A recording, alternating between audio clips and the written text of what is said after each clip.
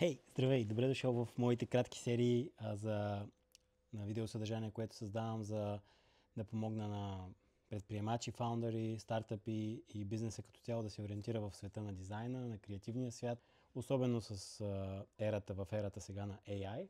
Шансът е голям, даже 100 от 100 на 100 си казал, ще си направя сайта сам или ще си направим сайта сами, ще си вземем снимки от някой стоков сайт, ще напишем текстовете с AI.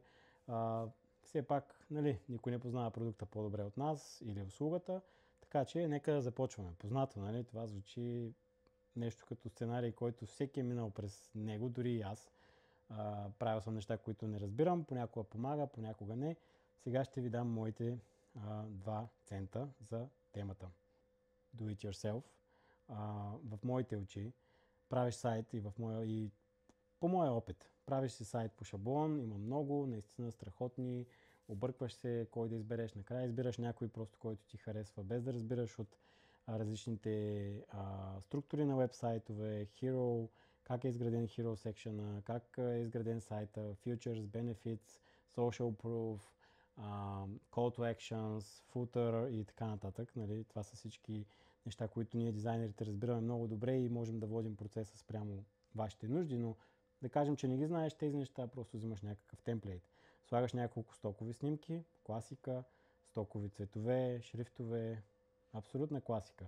Пишеш копирайт тип, ние сме бизнес Хикс, решаваме Y с уникални решения X, Y and Z.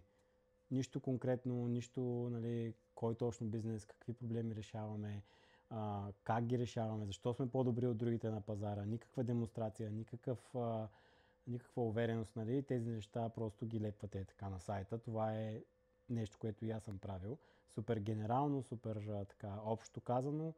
Ние сме брандинг студио и правим вебсайтове за бизнеси. Да, ама кои бизнеси? Нали? Споменах го вече това. Слагаме логото някъде в сайта, където позволява темплейта и натискаме Publish.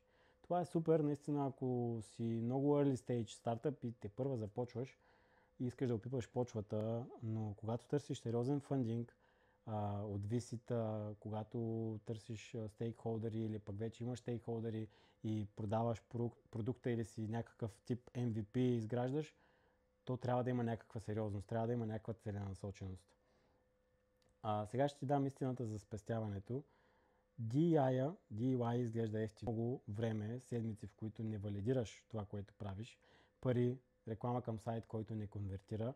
Това лично на нас не се е случвало в бизнеса. Помагали сме на не един-два такива български стартъпи и не само да изчистят тези точки, да свържат всички точки заедно, да видят къде е проблема и да направят наистина нужните промени. И авторитет.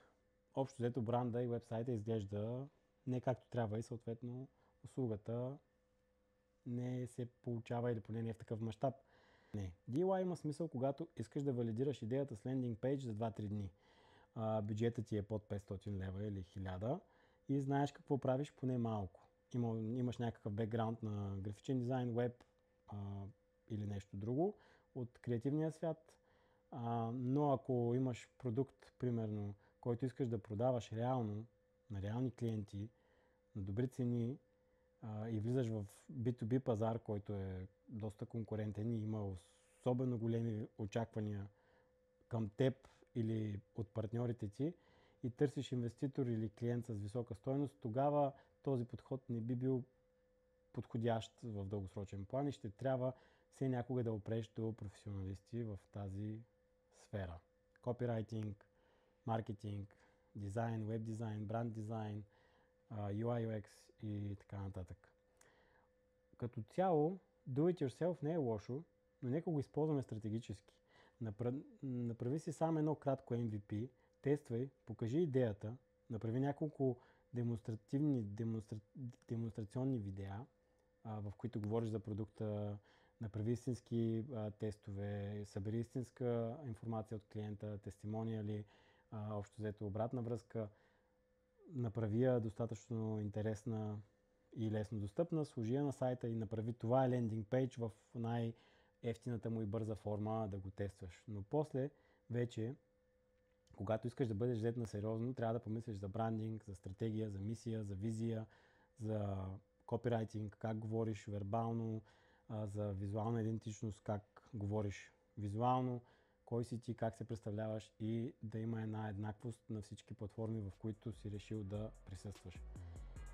В крайна сметка, ако не си сигурен какво трябва да направиш сам с екипа и какво да делегираш на професионалисти, пиши ни, ще се консултираме и заедно ще намерим най-правилния подход.